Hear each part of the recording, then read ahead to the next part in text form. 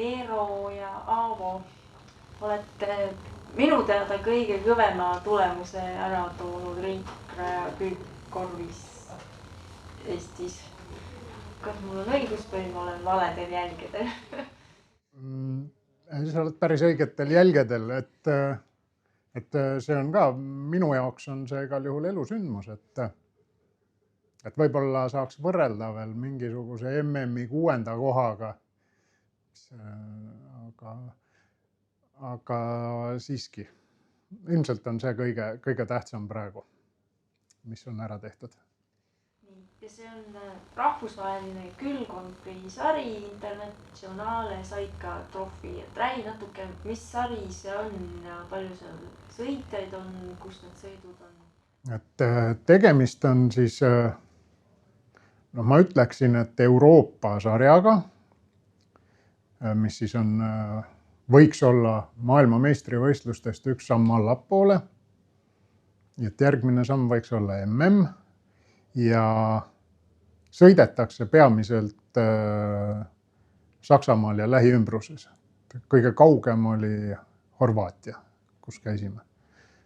Aastast aastasse on need rajad enam-vähem sarnased või mõni aasta, mõni sõit rohkem, mõni aasta vähem.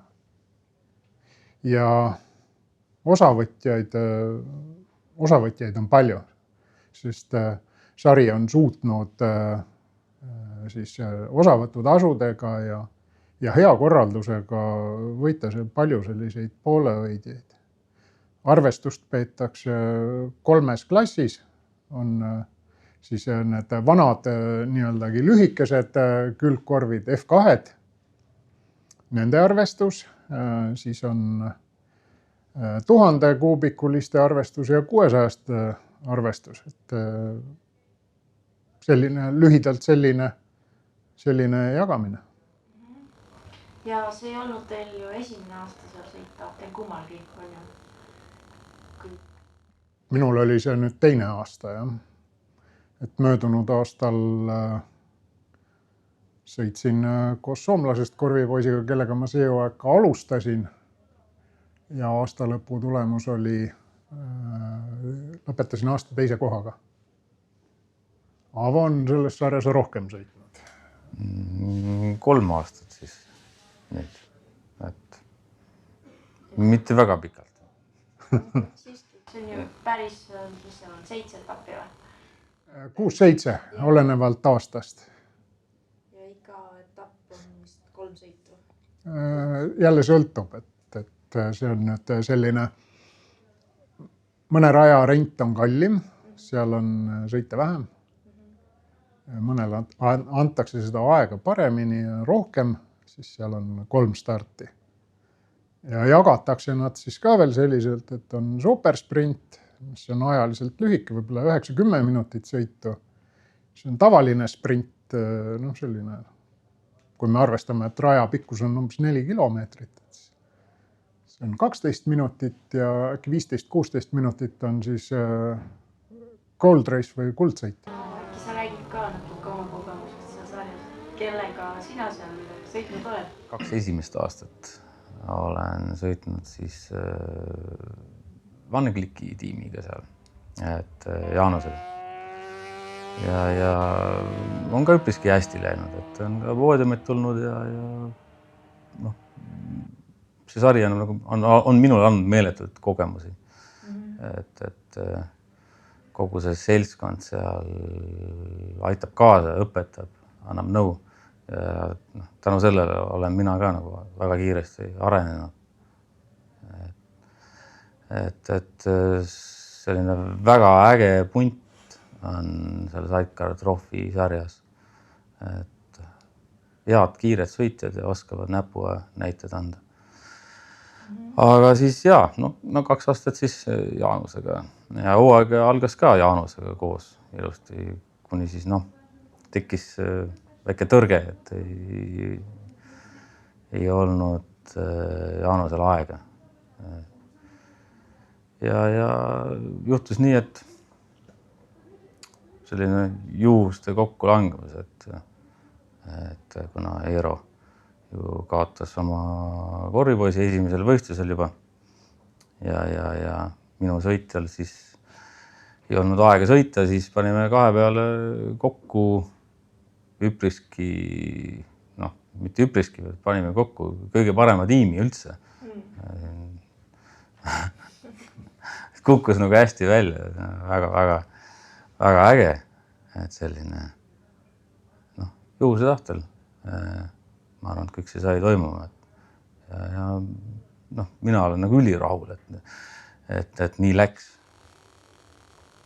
Ja ma just tahtsin küsida, et aasta alguses olid ju hoopis teised plaanid ja et sul nagu eelmine aasta, mäletan, läks selle Nigoga harjumise peale, teie koostöö nagu lõpuks vist väga heaks ja siis plaan oli jätkata siia ka.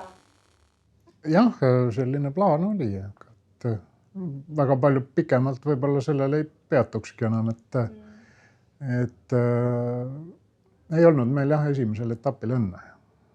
Ja et see siis on põhjustanud kõik selle ülejäänu ja mina olen siis ka kuidagi saanud sellise uue hingamise või vabanemise, et kiiremaks saada või siis veel kiiremaks saada. Et mul ei jäägi muud üle, kui Jaanus Kompust tänada sellise tohutu toetuse eest, et andis mehe ka veel välja lõpuks. Lisaks sellele, et ta ka nii-öeldagi võimaldab meil kasutada materiaalseid hüvesid.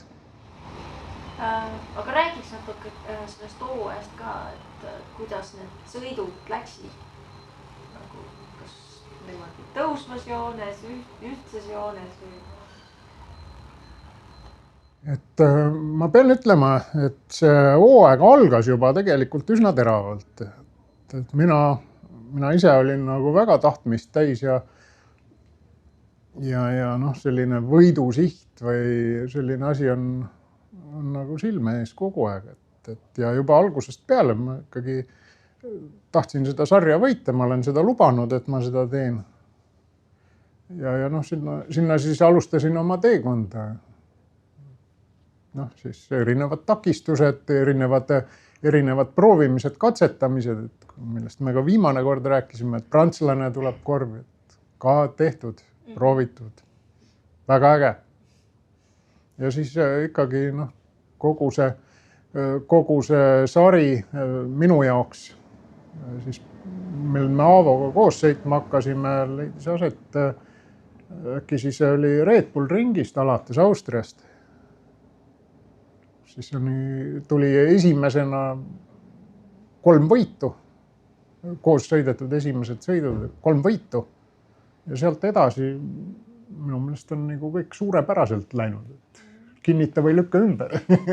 Red Bull ring, see oli küll minu jaoks ka üllatus, et esimene kokkusõit ja 3 võitu.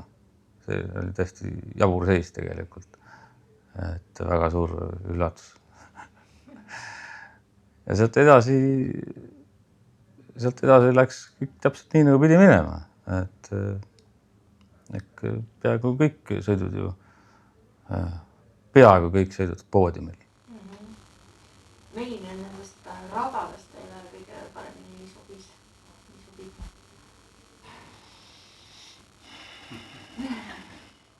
Kõik on head rajad. Küllap ikka see Austria on, et viimase peale lihvitud, sile, kõik sinna juurde kuulub, infrastruktuur ja nii edasi, see on viimase peale. Ja rada ise on nauditav, et on selline, kuidas nüüd öelda, et lenksumehe rada, et kõik on juhi käes. Korvimees lihtsalt teeb võimalikuks selle, sest et üksi selle rattaga kahjuks ei sõida. Ja ma ei tea, siis järgmisena, minu jaoks on see most on üsna lahe selles mõttes, et ta on loogiline, ma olen seal palju kordi sõitnud juba. Ja võib-olla, kui sa küsid nüüd, et milline kõige ebameeldivam on, siis sama viimane Oschersleben on vast. Või 2 viimast sõitu Oscherslebeniis on nagu kõige rohkem pingutust ja sellist nõudnud, et iseäranis see viimane, et kui nagu kõik on peaaegu selge, siis mina iseendas seda motivatsiooni enam ei suuda leida kuidagi, et võtad, et see keskendumine on kuidagi teistmoodi ja ei tule nagu nii hästi välja. Et rajarekordeid ei tule. et ma arvan, et see on selline rada, mis kindlasti vajab veel harjutamist. Vastab tõele, et täpselt sama jutt on minu suust, et Oscarslebeniga on ikka tõsine kana kitkuda, et see rada tegi ja on teinud ka varasemalt väga palju haiget. Ja ükskõik kui palju sa seal sõidad, sealt alati leiad midagi uut. Et väga jabur rada on. Pealt ei tundu üldse raske, aga kui sõitma hakkad ja tahad sõita mingit aega, siis see rada võib sind sealt ilusti maha ratsutada, et see on raske. Ja nagu kõige, ma arvan, et minu jaoks kõige lihtsam rada on muidugi Red Bull Ring. Et see on väga minu jaoks igav, muidugi rada ise on äge ja kõik see, mis muud asi seal välja näeb, see on kihvt koos kõige pulli ja kõige muu juttudega, mis seal on. Aga selline siiamaani natuke sellist kõhedust tekitav rada on ikkagi Slides. Seal niisama nagu jalutada ei saa, et seal korvipoiss peab olema, seal annad kõik oma oskused välja, mis sul on nagu tekkinud ja nagu mõtlemisega ei tee ka seal raja peal midagi, seal peab olema ainult sisse kulunud lihasmälu, et sa pead need liigutused ja need reageerimised peavad olema hoopis nagu teistmoodi. Muidugi jääb mulje, et see korvimehe elu ei ole üldse kuskil ühelgi rajal mingi jalutuste. Ega ta ei olegi. Ma saan kinnitada, ega ta ei olegi, aga lihtsalt mõne raja peal on rohkem seda füüsilist väljasurumist ja nii-öeldagi mahasurumist. Teise raja peal võib-olla natukene vähem, mis nagu annab siis võimaluse hingata rohkem või teistmoodi. Natukene käituda. Aga läheks te natuke ajalust tagasi, kuidas te üldse sattusite ringrajale ja korvi sõitma? Minul oli asi väga lihtne. 1997 äkki ma tulin kaitseväeteenistusest ja puudus selline selge siht, et mida edasi teha. Kuna mul on peres isa poolt, siis oli nii-öeldagi ratas olemas. Siis ma alustasin sellega, et esialgu olin korvipoiss 2 erinevale roolimehele siis selle oma isa antud tsikliga ja siis äkki oli 2001, kui praeguse mehaaniku Raimo Priiga alustasime koos sõitmist ja mina siis juba nii-öeldagi lenksupulkade taga. Et ma ise loen oma karjääri alguseks 1998 Upa Saaremaa. Ja sealt edasi siis on olnud mitmesuguseid mitmeid korvimehi. Et põhjused erinevad, et kellega saab nagu kiiresti sõita, kellel on isu sõita, kellel on isu panustada. Iga koostöö saab alguse ja leiab ka lõpu. Korvimehi polegi kokku lugenud vast selline. No sul on sellel aastal juba olnud 4 äkki või? Mingi selline hea oskus on olla ikkagi õigel ajal, õiges kohas aeg-ajalt. Töötasin koos Silver Kuusega, sama perekonna nimi. Ja te ei ole sugulased? Aga me ei ole sugulased mitte mingit pidi. Ja tema kui teada-tuntud korvimees ja siis hakkas vaikselt töötlema mind, et õigele rajale. ja sealt see nagu alguse saigi. Silver hakkas mind välja koolitama, et ja siis Silveriga koos seda sõitu alustasingi. Temaga nagu pikalt see koostöö ei olnudki, vast tuli siis kas 2 aastat. Ja siis olid vahepeal sellised puusid teised tuuled ja ma tahtsin teha väikse pausi, aga seda nagu ei lubatud, et siis võttis ühendust Jaanus ja siis sõitsin Jaanusega siis edasi. Aga alguse sai ikkagi Silverile, tänu Silverile.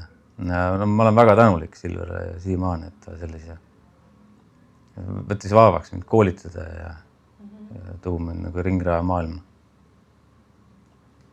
Siis teie saab küsida, et mis teeb ühest korvipoisist hea korvipoisi ja mis teeb ühest lenksumehest hea lenksumehe?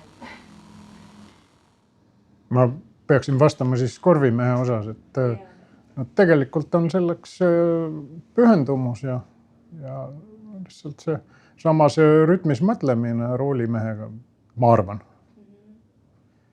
Et kuna ikkagi teatavaid kulutusi on selle juures, et siis kas või oma vaba aja või ükskõik millega pead ju seda investeerima sinna sellesse koostöösse ja üldiselt võib-olla koos alustada on alati lihtsam, et kui mõlemad on kogenematud, aga väga raske on see, et kui üks on väga kaua harjutanud juba, siis sa pead teisega arvestama ja seda nii-öelda kuidagi järgi aitama ja juhendama. Nii et ma arvan, et selline hea pühendumine ja panustamine. Ma arvan, et kõige tähtsam on see võidujanu. Et kui see juba on olemas ja muud nagu ei olegi vaja. Ja üksteisega arvestamine. Aga teinekord, ma olen aru saanud tegelikult, et hea korvipoiss ongi siis see, kui siis lenksumees ei peagi mõtlema ega arvestama. Ta sõidabki nagu ta sõidab, jah? Nagu ta sõidab. Et seda on nagu Eero öelnud, et saabki sõita lihtsalt nii, et teebki oma sõitu, ta ei pea mitte midagi muud mõtlema. Ja siis nii ongi hästi. Lenksumees annab suuna ja kiiruse. Korvipoiss peab alati kaasa minema. Ja ei kao ära, see on põhiline. See on hea tunnusmärk, et kui ei kao ära. Ma ühe asja võib-olla korvimehe juures tooksin veel, et roolimees ju ikkagi tavaliselt on ka inimene, et mitte tehisaru või niisugune robot, et teeb vigasid. Ja siis ikkagi on sellel samal mehel, kes seal taga istub selle plaadi peal, istub või töötab, on üsna suur roll selles, et võib-olla see olukord ära päästa või kuidagi aidata nagu ratas tagasi rajale. Et see on ka veel üks selline aspekt või funktsioon, mida peab kindlasti ära mainima. Ma olen kuulnud, et vanad roolimehed räägivad alati, et oi, et pange mulle kartulikott korvi ja küll ma siis sõidan. Et mina ütlen, et kiiresti niimoodi ei saa sõita. Aga see on nii crazy ala. Miks see on äge? Või miks peaks tegelema sellega? Sa pead nagu nullist selle ratta ehitama ja see ma ei tea, see sõiduasend on nagu täiesti hull ja nii edasi. Mina saan seda nüüd öelda, et noh, mul tuleb see nii-öeldagi pereliini pidi sisse või noh, ühtepidi pereliini pidi ja et aga ma korvpalluriks ma ei sobi, eks, pikkust väga ei ole ja natuke aeglane ka võib-olla selle jaoks. ega ma muud väga teha ei oskagi. Et miks ta ka tegelema peaks, no minu meelest on ta, ma ütleksin, et ringrajal üks nauditavamaid alasid, et jälgida seda, et need rattad ei ole nii tohutu kiired ja ikkagi nagu meeskonnatööd, jagatud vastutus. Et hästi vaadeldav minu meelest. Ega ma ütlen niimoodi, et mingit kindlat vastust ju ei ole. See praeguseks on saanud lihtsalt nagu ongi nagu, mitte ei ole enam elu osa, vaid see ongi nagu elu. Ja mingit muud moodi või mingit muud asja teha. Mida ma peaksin siis tegema? Ma enam ei tea, et samamoodi hakkaks korvpalluriks, aga meeter jääb puudu. Aga ma oskan korvi sõita. Minul on väga hea meel, et kirjutasin. Ei ole. Mulle ei meeldi näiteks vaadata raha ääres. Ma ei suuda. Et see tundub tõesti kõrvalt vaatajana täiesti napakas. Isegi vaatad televiisorist vaatad mingisugust võistlusi, siis isegi see on hirmus. Aga kui ise kiivri pähe tõmbad, siis tundub see kõik nii normaalne, nii tavaline ja see on väga okei. Et oleneb, kus pool nagu oled. Kui rajal oled, siis on kõik hästi. Et ma olen ka tähele pannud, et kõik igasugu füüsilised hädad, mingi siit valutab, sealt valutab. See kiiver läheb pähe, luuk läheb kinni. Kõik. See on nagu hoopis teine nagu maailm hakkab pihta siis. Et kuidagi, ma ei tea, see ongi nagu normaalne minu arvates. Kui palju aega selle tehnika peale läheb? No ütleme, et enamus aega läheb, et sinna peab keskenduma. Poest nüüd väga palju osta ei ole, et on niisugused väikesed töökojad, kes toodavad mingisuguseid asju, proovivad arendada seda. Et tehase kui sellise toodangut meil ei ole. Et jah, hea küll, süüteküünlad, need saab poest osta, pole viga. Kett tuleb poest osta. Aga ikkagi, kui asi läheb seal vedrustuse või ütleme siis mingisuguse elektroonika peale, siis ma ei ole väga palju näinud, et sarnaseid asju kasutatakse kas siis soolorataste juures või üldse tänavasõidus. Et see on selle ala spetsiifika. Ja ütleme, et ega neid rehve ju ka tavapoest ei saa, et tellida ikka saab kuskilt ja saab kätte, aga mis nendega teha? Rattad on väiksed, laiad. Ma arvan, et jah, ta on spetsiifiline, et mingisugust puudust nagu asjadest ei ole, et pigem on sellest poolest puudus, millest välja lunastada neid ägedaid, lahedaid asju. Ja et selleks, et sinna ringkonda pääseda, siis peadki tegelema asjaga ja kontaktid tekivad. Ma ei oskagi nagu muud öelda.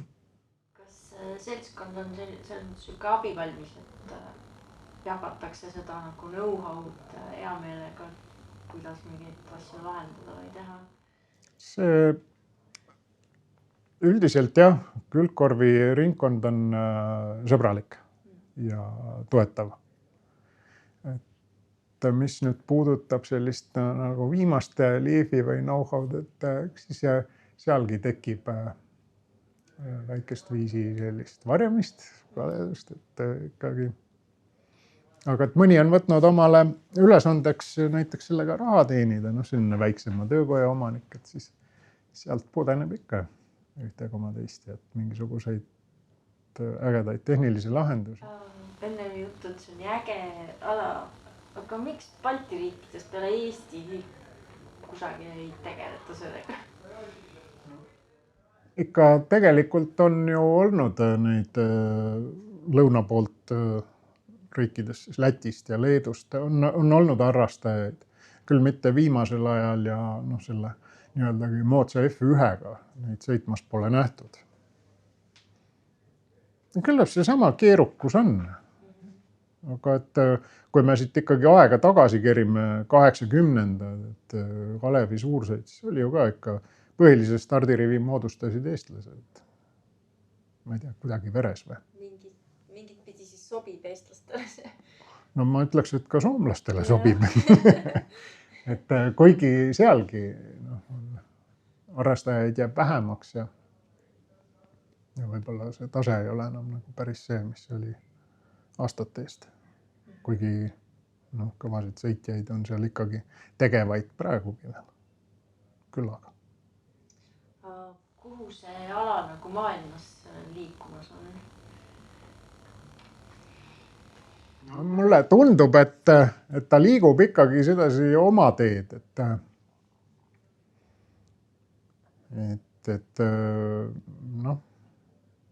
kuidas nüüd öelda, et varem on ta olnud ikkagi superbikeidega koos näiteks, siis on ta olnud nii-öelda A-klassidega koos, GP ja nii edasi. Aga põhiliselt nüüd nad ikkagi toimetavad nagu omapäi, eks. Et siin tekib selline väga suur vahe, eks. Et GP, GP1, GP2, eks. GP3, nad tahavad väga palju raja aega saada ja siis korvid on tavaliselt sellised vähem tähtsad, kuna seal ei ole tehase meeskondi. Et siis jääb selline väga lühike raja ja kasutamise võimalus.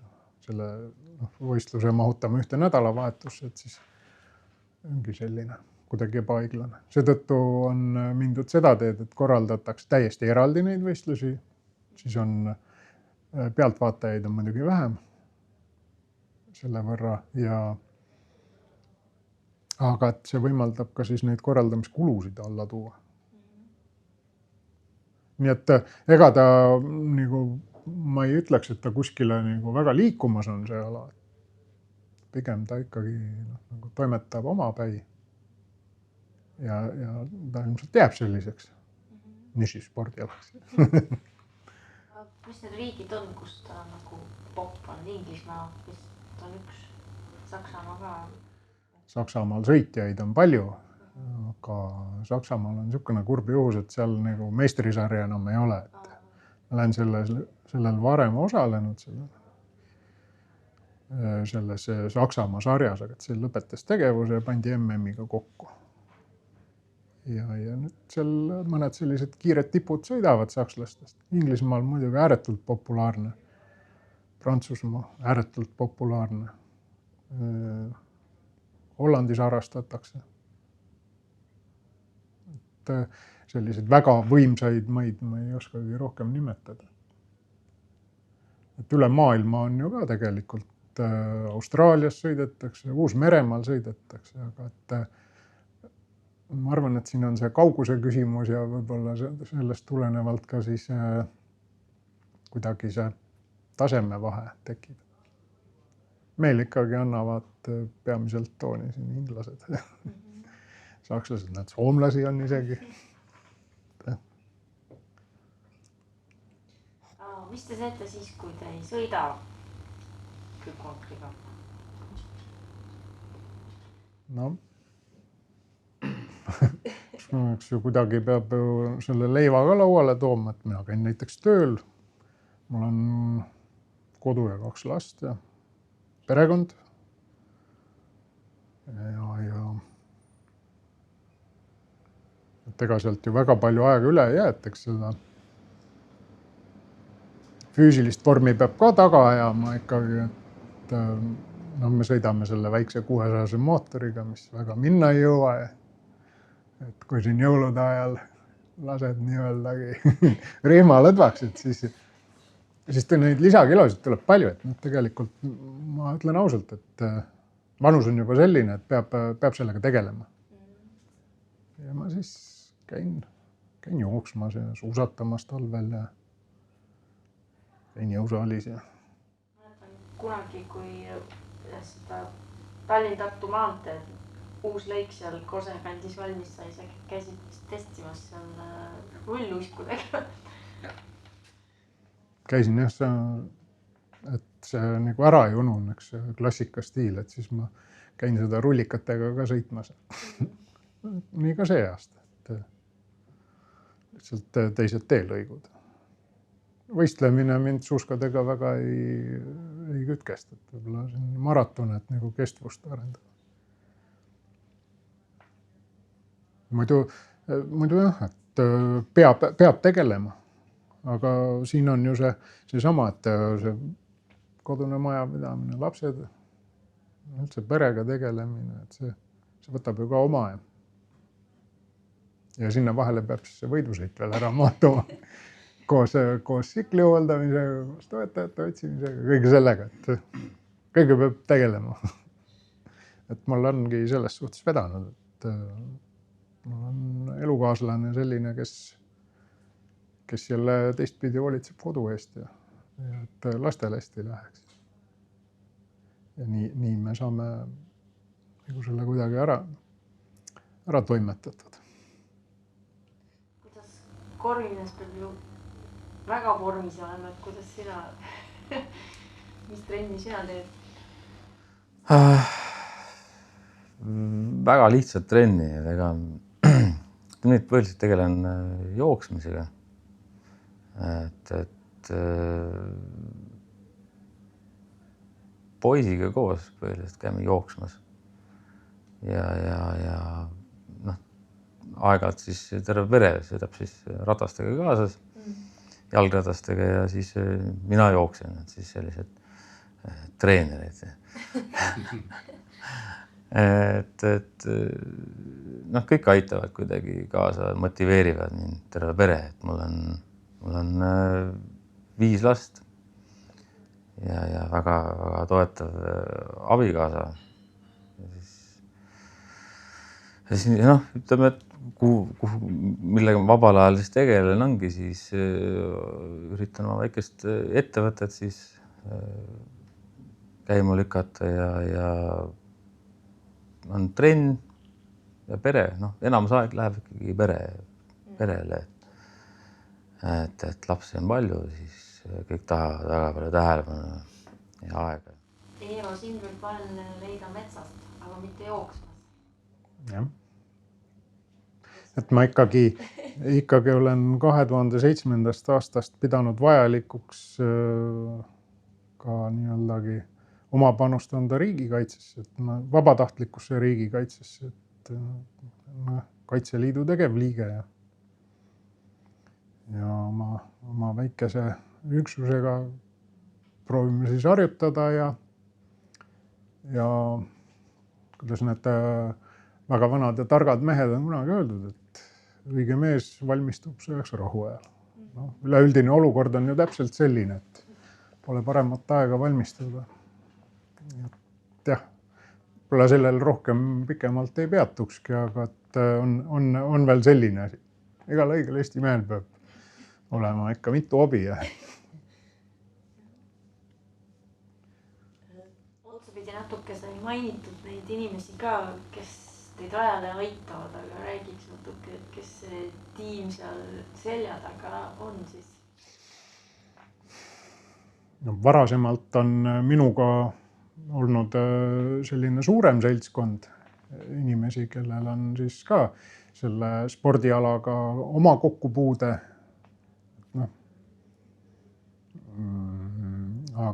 Aga jäänud on ikkagi selline, kuidas nüüd öelda, tegelikult see seltskond on sama, aga et siin ka jälle töökohustused ja nii-öeldagi eluvingerbussid, et need siis mängivad, aga et Raimo on meil peamehaanikuks jäänud, ta on seda pikka aega teinud. Peeter Küüt on hea abimees ja nõuandja. Samuti minu kunagine korvipoiss. Ats Kuuseoja, ka endine korvimees. Ise ei ole tahtnud tulla mulle korvi, kuigi võib-olla nagu ainest oleks. Ja siis on Illar Koosapoeg ka selline nii-öeldagi teinekord selline võitlusvaimu süsti, et endise maadlejana ja tippsportlasena teab täpselt, et kus kohast tuleb pigistada. Et jah, kas keegi jäi nimetamata. Et selliseid toetavaid jõude on ikkagi ju nagu palju olnud. Aga need mehed käivad tänapäevani ikkagi motoklubis, teevad mingisuguseid töid ja ülesandeid. Ja kui just midagi väga suurt teha ei üles käivad niisama labisemas. Et jah, ja nendest on selles mõttes kasu, et ei ole nagu ületamatuid olukordi ei teki. Et ikkagi kellelgi on mingisugune lahendus alati olema. Kuidas teha, mismoodi teha, kust abi saada. Täpselt see. Jätsin ma kedagi nimetamata. Kindlasti on palju veel.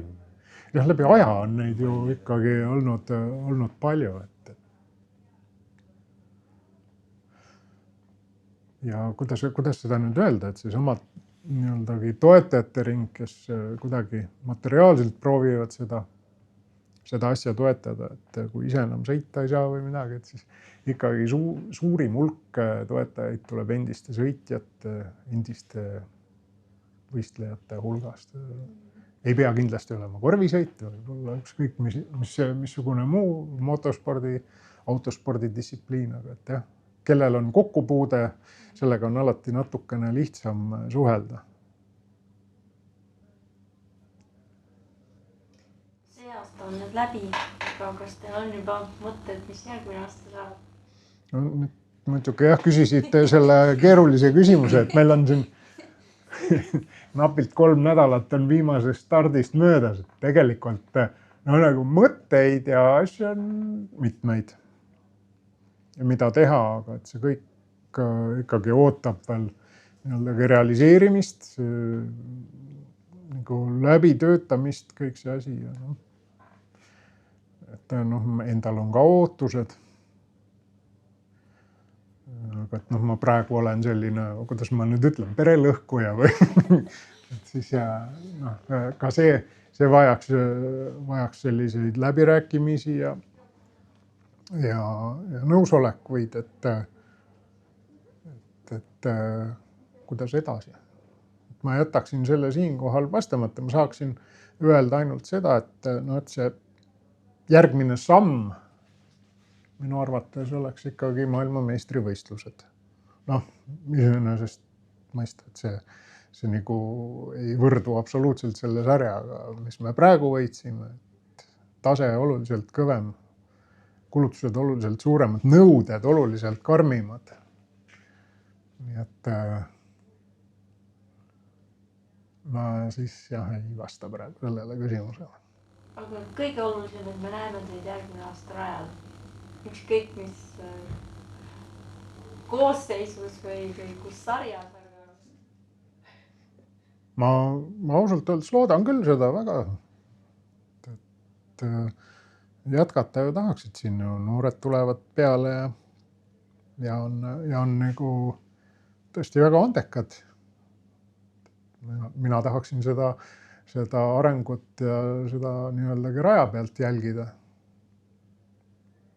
Et jääb siin noortele konkurentidele edu soovida ainult ja sõita tahaks. Et mis koosseisus see on nüüd ise asi. Järgmine aasta. See on selline... Seda küsimust on küsitud nüüd üsna mitu korda siin paari nädala jooksul. Aga sellist konkreetset vastust ei ole praegu võimalik anda. Et valikud on päris palju tõesti. Eero räägib MM-ist ja, et väga ahvatlev. Aga sellised väiksed tagad, et selleks on vaja väga palju eeltööd teha. Et maailmameistri tiitli peale sõita, siis oleks vaja väga suuri muutusi. Nii rattaga või üleüldine süsteem tuleks üles ehitada, et seda ei ole mõtet nagu niisama tegema minna. Ja siis on väga palju küsimusi, et mida sõita, kuidas sõita ja kas üldse sõita. Et hooaeg sai läbi, tuli väga hea tulemus. Karikas oli käes ja siis nagu Eero ka ütles, et selline 1. jaanuari tunne, et mis nüüd edasi saab. Et selline, et ei oskagi kuhu poole minna. Et muidugi tuleks võib-olla natukene ambitsioonimikka alla ja edasi minna, et veel kõrgemale ja kaugemale. Aga hetkel tunnen, et see on nagu päris suuri piire, et nii ajaliselt kui ka materiaalset toetust ei ole nii palju. Et hooaeg nõuab väga palju vaba aega. Ma ei hakka nüüd päevi kokku lugema, aga see tuleb päris suur number, et kodust ära oldud aega võib olla 60 päeva kuskil suve jooksul olla kuskil eemal. See on keeruline. Eks ma sellepärast hakkasingi ettevõtjaks. Väga suur motivatsioon oli sõita ja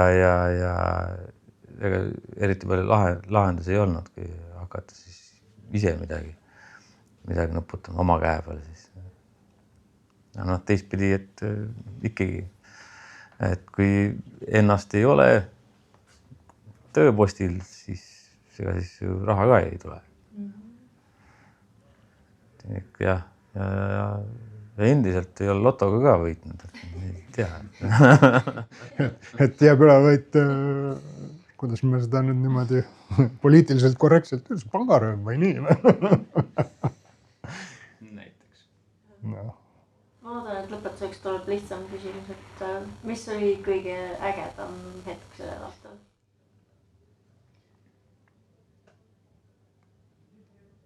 Minu jaoks on ikka iga sõidu positiivne lõpp olnud väga tähendusrohke, aga vast see võidukarika peakohale tõstmine Saksamaal oli ikka tippetka. Et nüüd on see tehtud. Kuigi see oli juba, ütleme, et andis endast märku natuke varem. Kuidagi selline. Ma arvan, et see sama hetke. Neid tipphetki on tegelikult minu jaoks mitu sellest hooajast. On näiteks Slaitsi võit. See oli magus. See oli nii hea. See oli nagu minu jaoks ülisuure pingutusega välja teenitud võit, et nagu päriselt tuli midagi teha, et see saada. Muidugi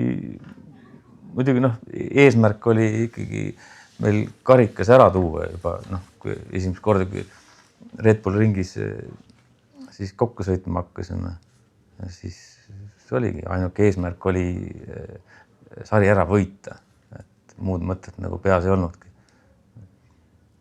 Muidugi see viimane sõit oli ikkagi nii valus igat pidi, see oli nagu üliraske, aga karikas ei tulnudki kergelt, et ei olnud selline lihtne asi.